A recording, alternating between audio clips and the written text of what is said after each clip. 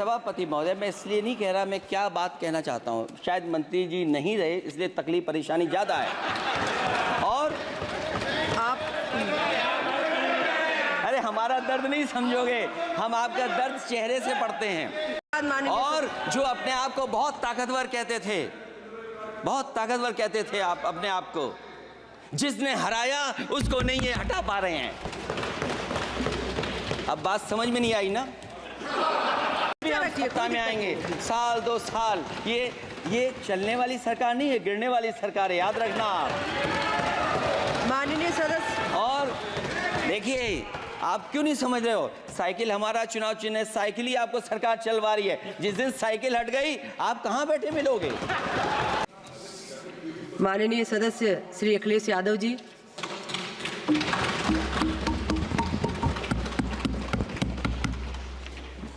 सभापति महोदया, मैं आपका बहुत धन्यवाद देना चाहता हूं कि आपने मुझे बजट 2024-2025 में बोलने का मुझे मौका दिया है। इस सरकार का लगातार ये 11वां बजट है। 11वें बजट के बाद भी नाउम्मीदगी दिखाई दे रही है, और सरकार में हैं तो सरकार के लोग तो अच्छी बात करेंगे ही, न केवल नाउम्मीदगी दिखाई दे रही है, बल्कि जो चेहरों पे खुशी होनी चाहिए थी सरकार बनने के बाद, वो चेहरों पे उतनी खुशी नहीं दिखाई दी।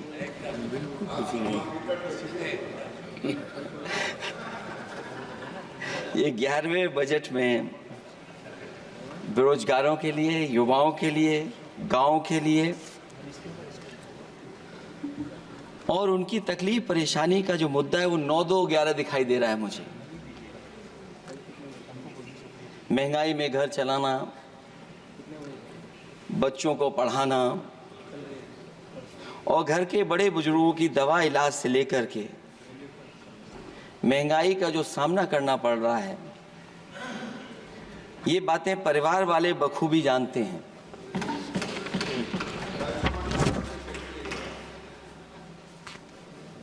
मैं जब सत्ता पक्ष के लोगों के जो आंकड़े देखता हूं और सुनता हूं, अगर इतना सब कुछ 10 साल में अच्छा हुआ है तो आप हंगर इंडेक्स में कहां खड़े हैं? अगर 10 साल बाद भी यही बात सत्ता पक्ष की तरफ से आएगी कि हम कहां खड़े हैं। आपने बड़ा सपना दिखाया make in India. Uttar Pradesh जैसे बड़े स्टेट से सबसे ज्यादा लोकसभा के सांसद चुने जाते हैं। हमें कोई बहुत बड़ा प्रोजेक्ट नहीं मिला, कोई बड़ा प्रोजेक्ट नहीं मिला, प्रधानमंत्री जी मिले हमें। और अगर कोई सभापति महोदय कोई बड़ा प्रोजेक्ट मिला हो 10 साल में, कोई IIM मिला हो, कोई IIT मिली हो, और जो IIIT किसी समय पर उत्तर प्रदेश को मिली थी, क्या उसमें क्या सहयोग सरकार की तरफ से हुआ है? न केवल ये संस्थाएं, बल्कि गवर्नमेंट जो एजुकेशन की इंस्टीट्यूशंस हैं, वो सेंट्रल की तरफ से कौन सी नई आ गई? मेडिकल के क्षेत्र में कोई बड़ा संस्था आई हो? जो 2 एम्स आए हैं, मुझे याद है कि रायबरेली का एम्स भी समाजवादी सरकार में जमीन दी गई, उसके परिणाम है कि वह एम्स बन गया। गोरखपुर में भी जो एम्स आया, समाजवादी सरकार थी, जमीन दी गई, तब एम्स आया। और जो एम्स आ भी गए हैं अगर वहां 2, क्या उनमें पर्याप्त इलाज मिल पा रहा है? केवल यही नहीं, मेक इन इंडिया सपना तो ये दिखाया गया था कि अगर प्राइवेटाइजेशन हो जाएगा तो नौकरियां मिल जाएंगी। कुछ हद तक तो बहुत सी चीजें प्राइवेटाइज हो गई, लेकिन नौकरियां कम होती चली गई।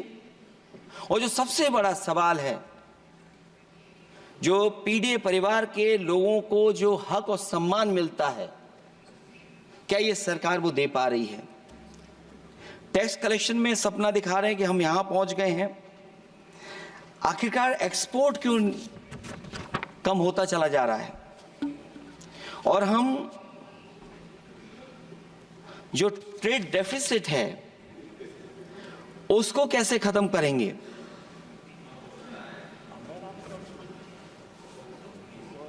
दस साल में अगर हम वहीं के वहीं खड़े हैं और कोई ऐसा कुछ न दिख रहा हो, और परिणाम जो रिजल्ट आए हैं यूपी के, उसमें दिखाई दे रहा है कि आपने कितना काम किया है। सभापति महोदय, अगर ये सब कुछ अच्छा किया होता तो क्या परिणाम ऐसे आए होते? जहां हारे ही नहीं हैं आप, सीटें ही कम नहीं हुई हैं। देश के प्रधानमंत्री जी भी वोट से हारे हैं, वोट से हारे। जो कभी 5 लाख तक जीतना था जिन्हें, या 10 का टारगेट बनाया था, कितने से जीते? तो कम से कम इन चीजों को तो देखें। मैं जब सुनता हूं सत्तापक्ष लोगों को तो मुझे वो लाइनें याद आ जाती कि वो झूठ बोल रहा था, बड़े सलीके से मैं एतवार न करता तो और क्या करता।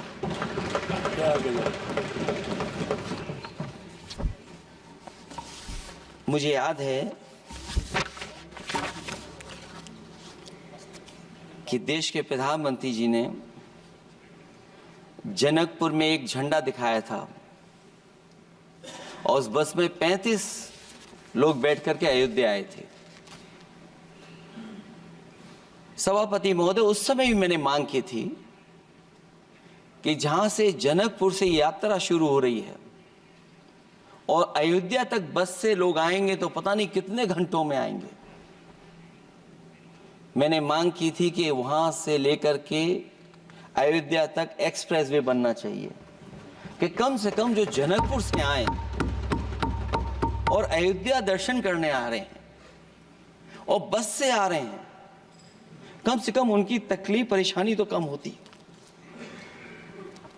जो आप कहते हैं कि एफडीआई बहुत आया है, मैं अभी सुन रहा था, कहा कि टेलीफोन बनने लगे। टेलीफोन बन नहीं रहे हैं, मोबाइल बन नहीं रहे हैं। वो समाजवादी पार्टी के समय पर नोएडा में जो इंडस्ट्रियल पॉलिसी थी, इलेक्ट्रॉनिक पॉलिसी थी, उसके तहत आई थी। वो इंडस्ट्री जितनी आई है उस समय उस पॉलिसी के तहत आई और बन नहीं रहा है, मेक इन इंडिया नहीं हो रहा है। लेकिन जमीन किसने दी है? जमीन किसने दी थी उन लोगों को? बिना जमीन पर हवा में बना दो तो मैं आपका धन्यवाद दूंगा। उस पॉलिसी के तहत वो झूठ बोल रहा था बड़े सलीके से। आप कह रहे हैं कि एफडीआई लाए हैं हम लोग। एफडीआई, अगर पूरे देश का हम एफडीआई देखें तो उत्तर प्रदेश को कितना एफडीआई मिला है? सभापति महोदय, अगर 1% से ज्यादा भी एफडीआई उत्तर प्रदेश को मिला हो तो बताइएगा आप। जो प्रोजेक्ट डिले हो रहे हैं, जिसकी वजह से कॉस्ट ओवररन हो रही है, उसका जिम्मेदार सभापति महोदय कौन है? डबल इंजन की सरकार है। लखनऊ में भी सरकार आपकी है, दिल्ली में भी सरकार आपकी है। आखिरकार ऐसा क्यों हो रहा है? और आज ही जब सदन में सभापति महोदय हम लोग आए हैं तो एक और रेल एक्सीडेंट की खबर सुनी है। जब से ये सरकार आई है, रेल एक्सीडेंट्स और पेपर लीक में कंपटीशन चल रहा है कि कौन आगे जाएगा।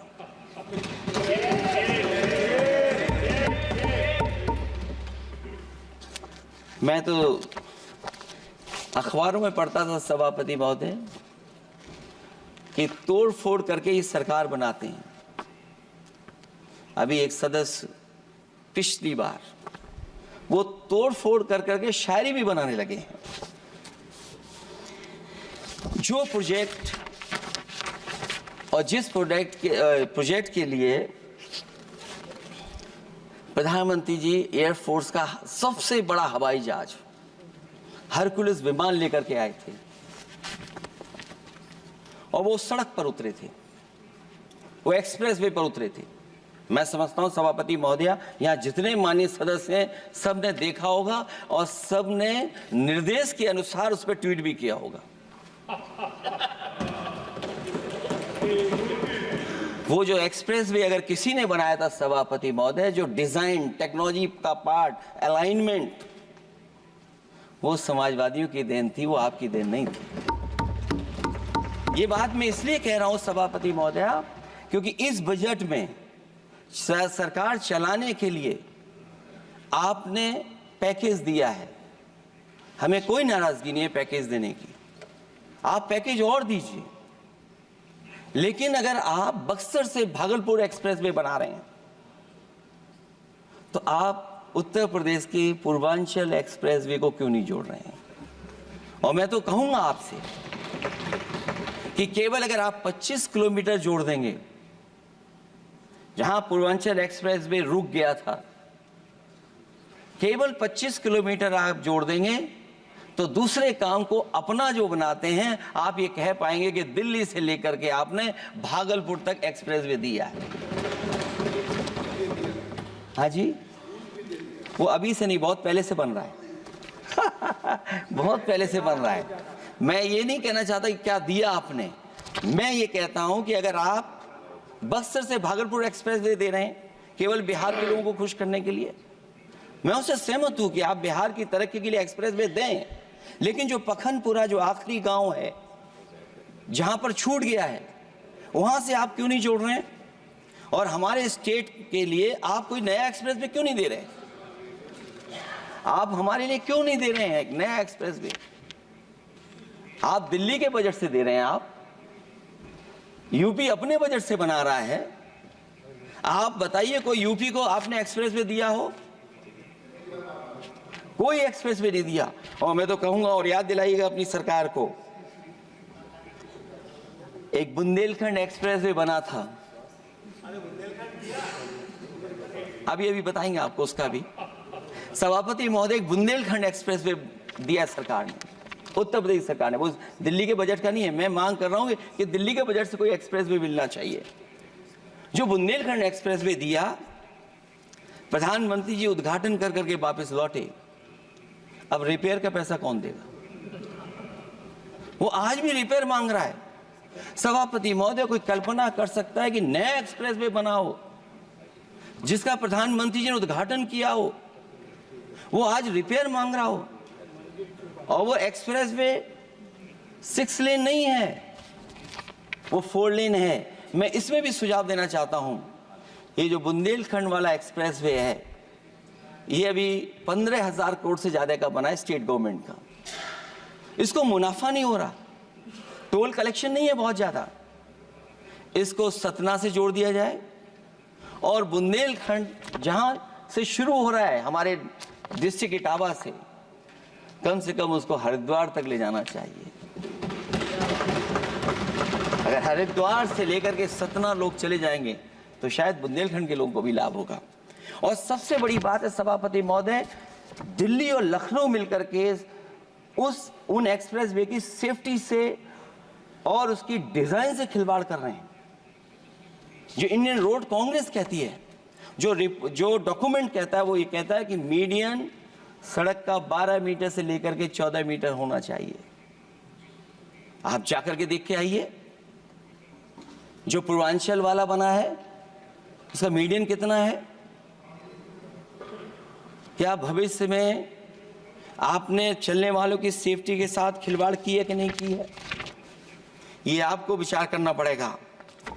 जिस समय लद्दाख और चीन को लेकर के सवाल उठा था सभापति महोदय, उस समय पॉलिटिकल पार्टी से सुझाव मांगे गए थे और सुझाव ये मांगे गए थे कि आप क्या सुझाव देना चाहते हैं। तो उस समय जो सुझाव समाजवादी पार्टी ने दिया था वो सुझाव ये था कि लिपू लेक से लेकर के आपके ग्वालियर तक 6 लेन हाईवे बनना चाहिए। कभी ज़रूरत पड़ने पर सीमाओं पर हमारी फौज का आना जाना जल्दी हो जाए। और मुझे याद है जो अखबारों में मैंने पढ़ा था, सरकार ने उसको स्वीकार कर लिया था कि 6 लेन हाईवे बनेगा वो। लेकिन जब टेंडर की बात आई तो सुनने में आया कि वो 4 लेन बनने जा रहा है। और अभी जब वो काम हो रहा है, जब काम मैंने दोबारा उसको देखा तो पता लगा कि डबल लेन पेव शोल्डर बन रहा है। सोचिए कहाँ 6 लेन बनाने की बात थी, आप डबल लेन पेव शोल्डर बना रहे हैं। और पता नहीं कौन उस हाईवे को डिजाइन किसने किया है डिजाइन कि जितने भी कस्बे उसके आसपास पड़ रहे हैं, कस्बे वाले अब नाला कहां से बनाएं, घर ऊंचा करें कि सड़क को तोड़ें। बहुत सारे कस्बों को वो समस्या के संकट में डाल दिया है सरकार ने।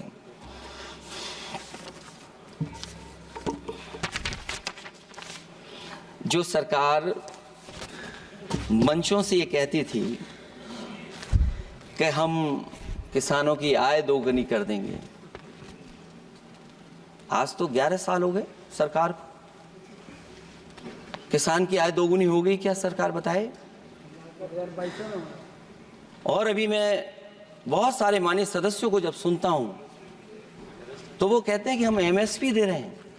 अगर आप एमएसपी दे रहे हैं तो उसकी कानूनी गारंटी क्यों नहीं दे रहे हैं आप कानूनी गारंटी दीजिए।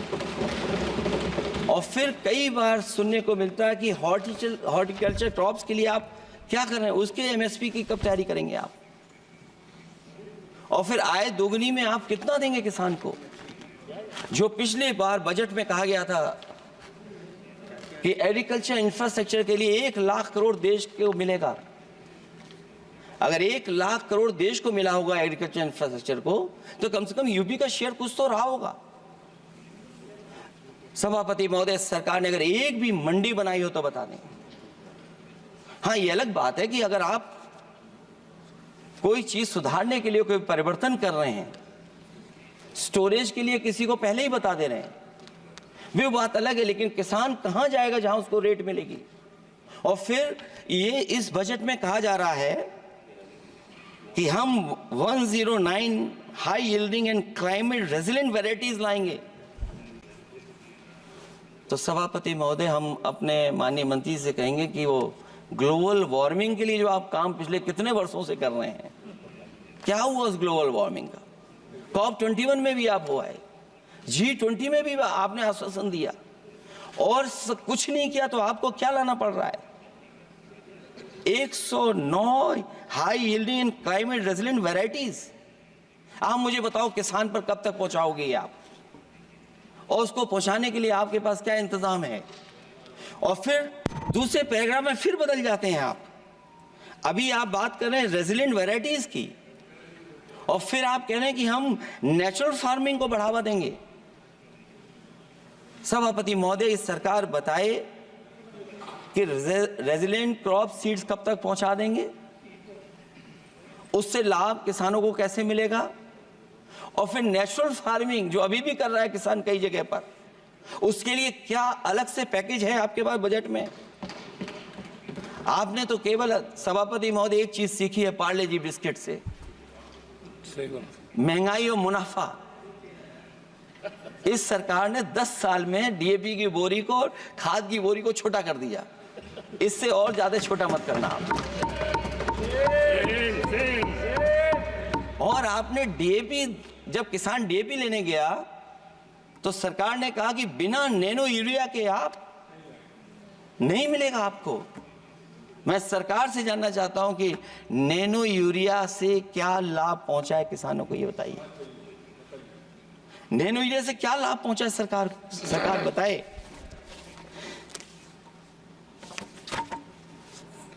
हमारे यहां बड़े बड़े आयोजन हुए सभापति महोदय,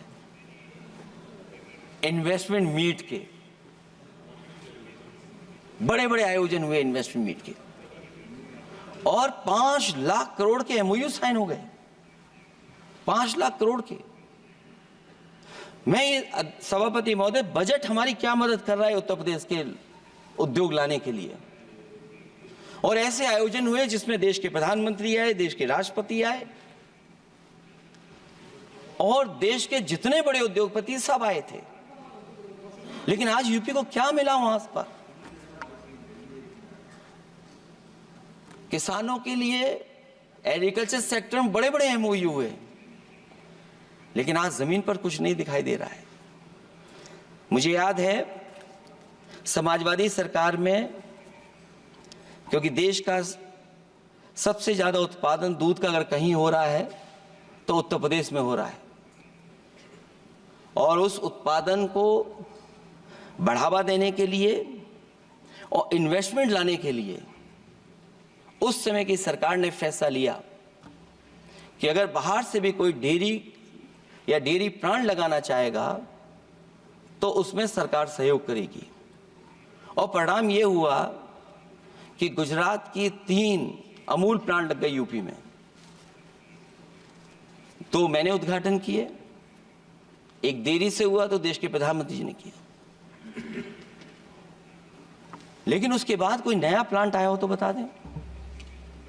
जो अमूल से पुरानी संस्था है, क्या उसका सहयोग कुछ करेंगे आप लोग? क्या आप पराग का सहयोग करेंगे कुछ? न केवल दूध उत्पादन में उत्तर प्रदेश आगे है, बल्कि चीनी में और गन्ने की पैदावार में भी कभी आगे कभी पीछे होता है। किसानों को भरोसा दिलाया गया था कि उनकी भी आय दोगुनी हो जाएगी, उनको भी बहुत सुविधाएं दी जाएंगी, बिजली फ्री दी जाएगी।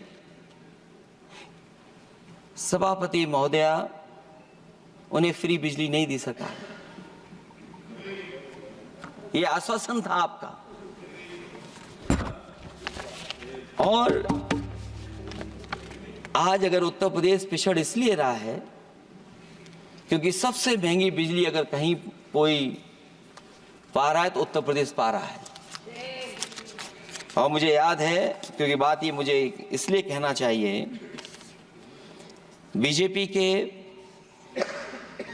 एक विधायक जो सबसे बुजुर्ग थे, वो देश के प्रधानमंत्री जी के क्षेत्र में बिजली 24 घंटे आए, उसके लिए वो धरने पे बैठ गए थे।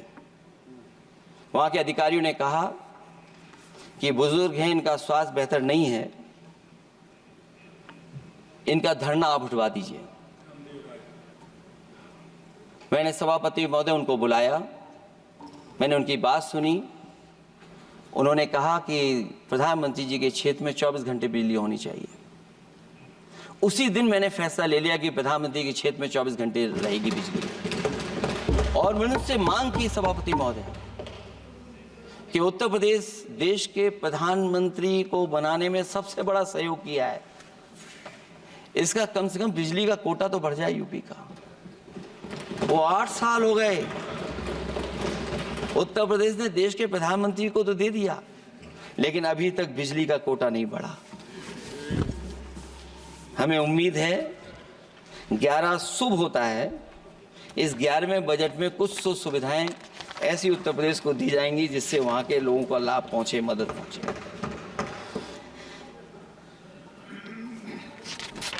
जहां किसान आत्महत्या कर रहा है,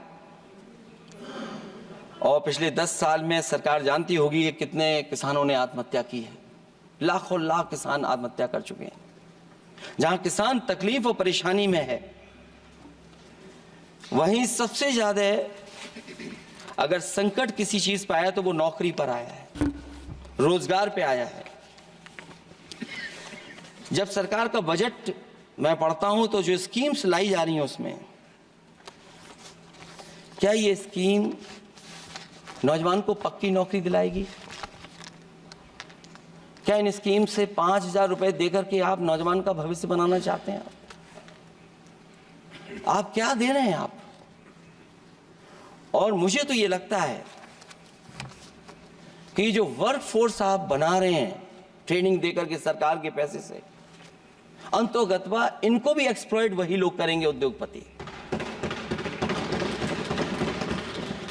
आखिरकार जब इतनी टेक्निकल, इतनी ट्रेन फोर्स होगी, तो आप ये मुझे बताइए कि उसके भविष्य क्या होगा। अगर इतने बड़े पैमाने पे आप ट्रेनिंग करा रहे हो, सरकार का बजट उसमें खर्च हो रहा है, तो सभापति महोदय उनका भविष्य क्या होगा। 5 साल के बाद। और जो अग्निवीर वाली नौकरी है, सभापति महोदय, कोई भी नौजवान जो फौज के लिए तैयारी करता है वो कभी स्वीकार नहीं कर सकता। जब पहली बार ये स्कीम आई थी अग्निवीर, उस समय बड़े बड़े उद्योगपतियों से ट्वीट कराया गया था कि अग्निवीर से अच्छी कोई योजना नहीं है, इनको हम नौकरी दे देंगे, हम अपने यहां रख लेंगे। और शायद सरकार में बैठे लोगों को यह बात याद होगी, क्योंकि सरकार खुद स्वीकार करती है स्कीम ठीक नहीं है, तभी वो अपनी अपनी सरकारों से कह रहे हैं कि अग्निवीर वाले जो लौट करके आएंगे उन्हें कोटा दीजिए, आप नौकरी दीजिए।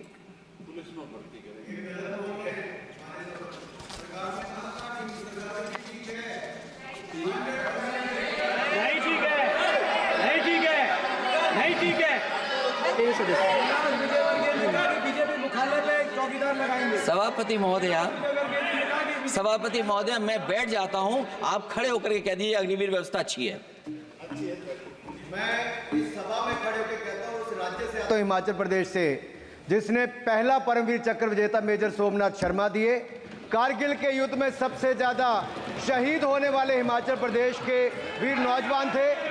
4 परमवीर चक्र विजेता हुए, उसमें से 2 कैप्टन विक्रम बत्रा और सूबेदार संजय कुमार हिमाचल प्रदेश से हुए। और मैं कहता हूं, जी हां, जो लंबे समय से मांग थी 1 रैंक 1 पेंशन की, किसी सरकार ने पूरी नहीं की, वो नरेंद्र मोदी जी की सरकार ने यहां पर पूरी की है। और मैं एक बात और कहता हूं, अखिलेश यादव जी सुन ले, अग्निवीर में 100% एम्प्लॉयमेंट की गारंटी है और रहेगी। माननीय सदस्य साहब अपनी बात सभापति महोदय, जो मैंने बहुत छोटा सवाल पूछा था, मैं दूसरी बात कहता हूं। अगर ये जो बात आप कह रहे हो, तो आपको जरूरत क्यों पड़ रही कि आपको उत्तर प्रदेश में और प्रदेशों में कोटा देना पड़ रहा है 10%। सभापति महोदय, बैठिए। सभापति महोदय, जहां तक परमवीर, रुक जाइए।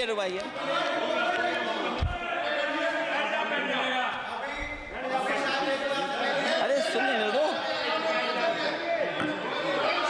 माननीय सदस्य आप अपनी सभापति महोदय, चेल जानते हैं आप कहाँ हैं?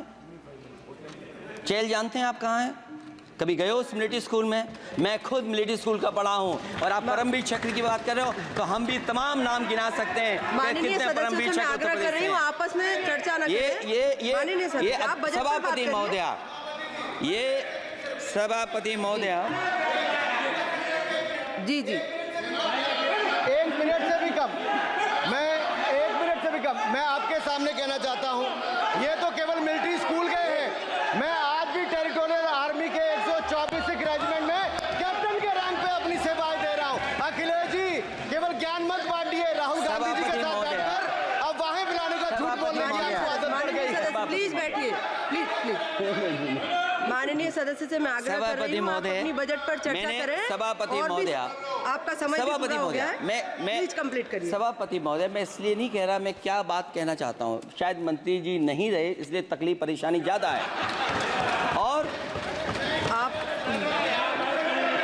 अरे हमारा दर्द नहीं समझोगे, हम आपका दर्द चेहरे से पढ़ते हैं। अच्छा, दर्द मैं बताता हूँ। माननीय सदस्यों से मैं आग्रह कर रही हूँ, सभापति महोदय, दर्द मैं बताता हूँ। आप बजट पर चर्चा करिए, प्लीज बजट पर चर्चा करिए। दर्द मैं बताता हूं, देखिए दर्द बात पहुंचेगी कि नहीं पहुंचेगी। सभापति महोदय, उत्तर प्रदेश से जब से हारे हैं तब से कोई नमस्कार नहीं कर रहा है। तकलीफ वो है आपको। कंप्लीट करिए। वो माननीय वीडियो सदस्य, हमने प्लीज देखा कंप्लीट है करिए, प्लीज कि कंप्लीट कोई करिए। किसी को नमस्कार नहीं कर रहा है, कोई किसी को देख नहीं रहा है। चलिए, धन्यवाद माननीय और जो अपने आप को बहुत ताकतवर कहते थे, आप अपने आप को, जिसने हराया उसको नहीं ये हटा पा रहे हैं। अब बात समझ में नहीं आई ना? माननीय सदस्य, जिसने हराया उसको नहीं हटा पा रहे। और अगर माननीय सदस्य, सभापति प्लीज, महोदय, माननीय अग्निवीर सदस्य। व्यवस्था समाजवादी लोग स्वीकार ही नहीं कर सकते। आप बजट पर पूरी अपनी बात सभापति रखिए। महोदय, अग्निवीर स्वीकार नहीं कर सकते। आप अपनी जब भी चर्चा हम रखिए, सत्ता कोई में दिक्कत आएंगे, नहीं। साल 2 साल, ये चलने वाली सरकार नहीं है, गिरने वाली सरकार है, याद रखना आप। माननीय सदस्य, और देखिए, आप क्यों नहीं समझ रहे हो? साइकिल हमारा चुनाव चिन्ह है, साइकिल ही आपको सरकार चलवा रही है। जिस दिन साइकिल हट गई, आप कहाँ बैठे मिलोगे? और दूसरे हमारे साथी हैं जो हमें लेकर के यहाँ लाए थे। माननीय हम यहाँ सदस्य से मैं छूट गए, आग्रह कर वो रही चले हूँ, गए वहाँ। कंप्लीट करिए। सभापति महोदय, मैं 2-3 बातें कहता हूँ यूपी को लेकर के, मैं मांग करता हूँ। कंप्लीट करिए आप। सभापति महोदय, चंबल एक्सप्रेस वे बनना चाहिए, क्योंकि देश का सबसे बड़ा एक्सप्रेस वे जो 1 लाख करोड़ का बना है, वो दिल्ली मुंबई से है। और यूपी को क्यों नहीं जोड़ रहे हैं आप? गंगा को लेकर के सब चिंतित हैं। गंगा की सफाई अभी नहीं हुई है। जो बजट गया पता नहीं कहाँ चला गया, किसी को नहीं पता। जैसे पानी बहा वैसे ही बजट भी चला गया।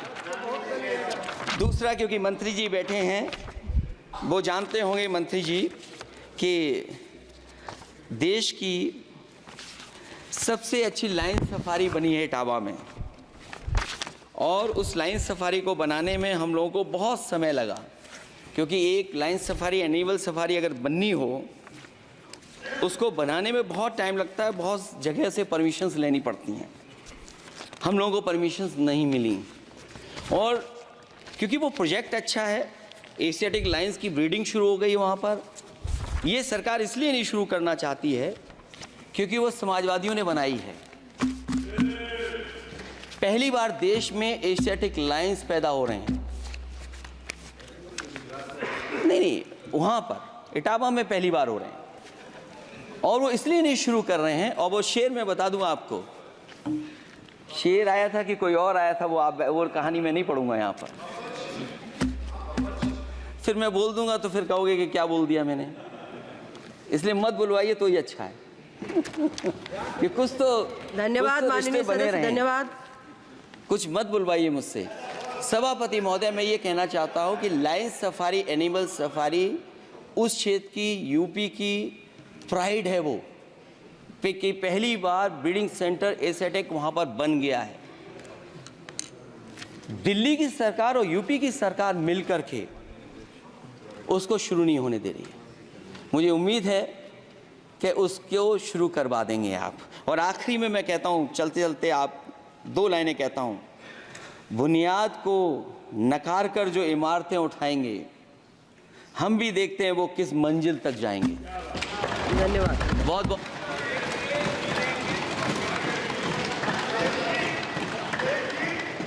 अखिलेश जी, कुछ ज्ञान माननीय विपक्ष के नेता को भी दे दीजिए।